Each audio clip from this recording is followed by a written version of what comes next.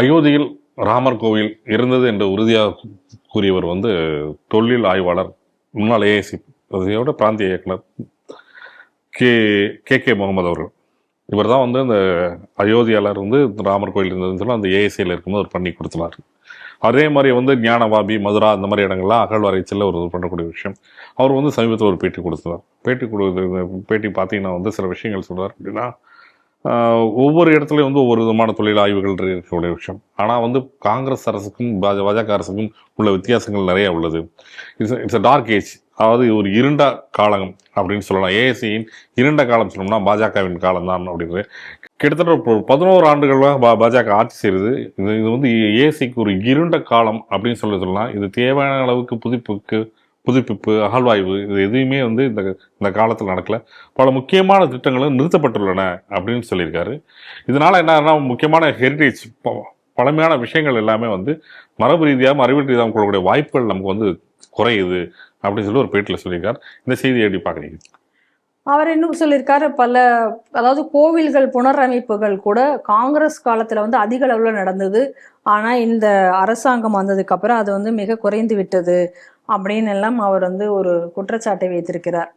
இதைத்தான் நாமளும் பல காலமாக சொல்லி கொண்டு வந்துட்டு இருக்கோம். இந்த அரசாங்கத்திடம் உண்மையிலேயே இந்து மக்களுக்கு ஒரு மிகப்பெரிய எதிர்பார்ப்பு என்பது இருந்தது. காரணம் என்ன அப்படின்னு சொன்னால், கலாச்சாரத்தையும் இந்த இருக்கக்கூடிய பண்பாடுகளையும் காக்கக்கூடிய ஒரு அரசு. அதனால பல ஹெரிட்டேஜ் சைட்டுகள் மீண்டும் அதனுடைய தன்மை உயிர் பெற்றெழும் அப்படின்னு சொல்லிட்டு பலரும் எதிர்பார்த்தார்கள். பல எக்ஸ்கவேஷன்ஸ் நடக்கும். அதனால நம்மளுடைய நாகரிகத்தை குறித்து இன்னும் நம்ம பல விஷயங்களை நம்ம தெரிந்து கொள்ள போகிறோம், அவைகள் பாதுகாக்கப்படும் அப்படின்ற கூடிய எதிர்பார்ப்புகள் இந்த இடத்துல இருந்தது. ஆனால் ஏஎஸ்ஐனுடைய செயல்பாடுகள் மிகவும் பின்தங்கியுள்ளது என்பதை நம்ம ஏற்கனவே கூட சில நேரங்களில் நம்ம இதே டிவியில் பதிவு செய்திருக்கோம். குறிப்பாக இப்போ பாருங்க, அதே விஷயத்தை தமிழகத்திலையும் கூட நம்ம சொல்லியிருந்தோம். அது கூட நடக்கவில்லை என்று சொல்லுவோம். வேத விஞ்ஞான ஆராய்ச்சி மையத்தினுடைய நிறுவனரான பாலகௌதமன் அவர்கள் 2018 இந்த அரசிடம் ஒரு கோரிக்கை வைத்தார். என்ன கோரிக்கை அது அப்படின்னு சொல்லி பார்த்தோம்னா, இப்போ ராமேஸ்வரத்தில் நம்ம போய் புனித நீராடுகிறோம். அந்த தீர்த்தங்களில் போய் இப்போ ஒரு 22 தீர்த்தங்களில் தான் நம்ம நீராடுகிறோம். ஆனால் உண்மையிலேயே 64 தீர்த்தங்கள் அங்கே இருக்கின்றன. அந்த 64 தீர்த்தங்கள் எங்கெங்கே இருக்கின்றன என்பதற்கான ஆதாரமும் நம்மிடம் இருக்கிறது. சேது புராணம் என்ற நூலில் அந்த ஆதாரங்கள் குறிப்பிடப்பட்டிருக்கிறது.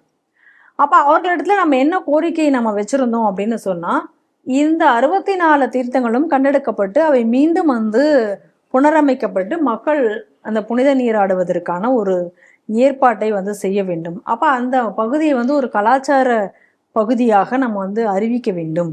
அப்போ இதனால் என்னெல்லாம் நன்மைகள் இருக்குது அப்படிங்கிற வரைக்கும் நம்ம கொடுத்துருந்தோம். ஈவன் இது நம்மளுடைய செக்யூரிட்டிக்கு கூட நமக்கு ஒரு, அதாவது இந்த இப்போ நம்ம இலங்கையிலேருந்து திட்டுகளில் இருக்க மாதிரி இருக்குது. அப்போ இலங்கையிலேருந்து நமக்கு அந்த பகுதியிலேருந்து வரக்கூடிய இந்த பாதுகாப்பு பிரச்சனைகள் கூட, ஏன்னா அதிக அளவில் மக்கள் நடமாட்டம் கொண்டு வந்தாச்சு அப்படின்னா கண்காணிப்பு அதிகமாகும் போது இயல்பாகவே குற்றங்கள் குறையும்.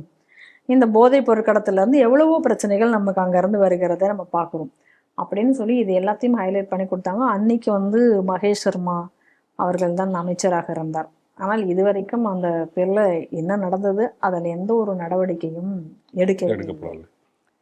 இதெல்லாம் ஒரு வருத்தத்திற்குரிய விஷயம்தான் இன்னைக்கு. ஏன்னா நம்ம அதனால தான் அடிக்கடி சொல்கிறோம், ஏதோ பாஜக ஆட்சி அப்படின்னு சொல்லி நம்ம சொன்னோம் அப்படின்னா அது இந்துக்களுக்கான ஆட்சி. அப்படி கிடையாது, இந்துக்களுக்கு ஆதரவான ஒரு ஆட்சி, அவ்வளோதான் அப்படின்னு சொல்கிறேன். நீ பாருங்க, இதெல்லாம் ஏன் செய்யவில்லை? இதெல்லாம் செய்திருக்க வேண்டிய ஒரு விஷயம் அல்லவா?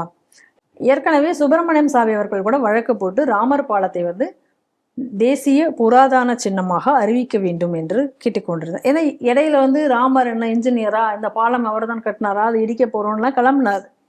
அதெல்லாம் நம்ம பார்க்கிறோம். அப்ப இதை பாதுகாக்கப்பட வேண்டும் என்பதற்காக, ஏன்னா இது கோடானு கோடி மக்களினுடைய நம்பிக்கை மட்டும் இல்லாமல் அந்த பாலம் இருந்ததுக்கான ஆதாரங்கள் பலது நமக்கு கிடைச்சிருக்கு. அதெல்லாம் ஏற்கனவே சொல்லியிருக்கிறார்கள். அப்ப அதை ஏன் இன்னும் இதை அறிவிக்கல? இதை அறிவிக்கலாமே இந்த அரசாங்கம். இது அறிவித்தால் இதை எல்லாருமே வரவேற்கத்தானே போறாங்க. யாராச்சும் முடியாது அப்படின்னு சொல்ல போறாங்களா? கிடையாது. ஏன் அறிவிக்கவில்லை? எத்தனை வருஷங்களாக அந்த கோரிக்கை என்பது ராமர் பாலம் தேசிய புராதன சின்னமாக, நேஷனல் ஹெரிட்டேஜ் மானுமெண்டாக அறிவிக்கப்பட வேண்டும் என்ற கோரிக்கை நம்ம இடத்துல இருக்கு. ஆனால் இதுவும் இது வரைக்கும் இன்னைக்கு செய்யப்படவில்லை. இந்த போல பல உதாரணங்களை வந்து நம்ம வந்து இந்த மாதிரி சொல்லிக்கொண்டே போகலாம். இது ஏன் இன்னும் நிறைவேற்றப்படாமல் இருக்கிறது அப்படிங்கக்கூடிய அந்த கேள்வி அப்படிங்கிறது இருக்கிறது. இன்னும் சொல்லப்போனால் பல அகழ்வாராய்வு அவைகள் எல்லாம் இன்னும் செய்யப்படாமல் இருக்கிறது. குறிப்பாக சரஸ்வதி நதி மீட்பு, அதை பற்றி ஒரு பெரிய ப்ராஜெக்ட் நடந்தது, பெரிய ரிசர்ச் எல்லாம் நடந்து ஒரு குறிப்பிட்ட ஒரு முன்னேற்றம் நடந்தது. அதுக்கு மேலே அதை வந்து எதுவுமே செய்யப்படாமல் அப்படியே அது கிடப்பில் அப்படியே கிடக்கிறது இந்த சரஸ்வதி நதி ப்ராஜெக்ட் என்பது. அதற்கு அடுத்ததாக பார்த்தோம்னா துவாரகாவில் வந்து இன்னும் வந்து முழுமையாக அது எதுவுமே நடக்கவில்லை. முழுமையான அந்த மீட்பு நடக்கலை. அங்கே என்ன எப்படி இருந்தது என்றதற்கான ஆய்வுகள் இன்னும் முழுமையாக மீட்கப்படவில்லை.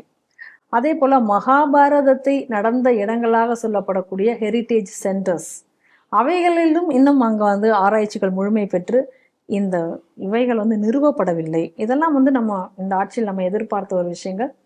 இதை குறித்தெல்லாம் செய்ய போகிறோம் அப்படின்னு சொல்லி பல அறிவிப்புகள் சிலதெல்லாம் வந்தாலும் கூட இவை எதுவுமே செய்யாமல் உதட்டளவில் இருக்கிறது என்பது வருத்தத்துக்குரிய. அதனால் இன்னைக்கு கே முகமது அவர்களுடைய வருத்தம் என்பது மிக நியாயமானது.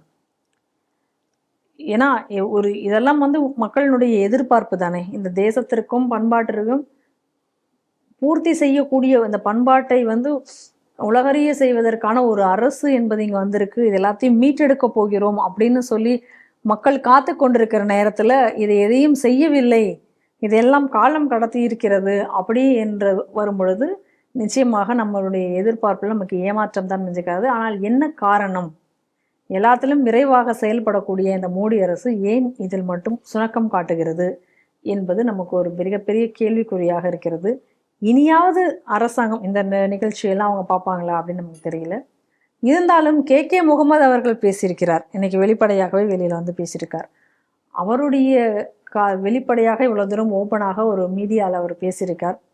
இந்த செய்திகளாவது இனி அவங்கள் காதில் விழுந்து இவைகளையெல்லாம் மீட்டெடுத்து சரி செய்வார்களா, சரி செய்ய வேண்டும் என்ற எதிர்பார்ப்பும் நம்மிடையே இருக்கிறது.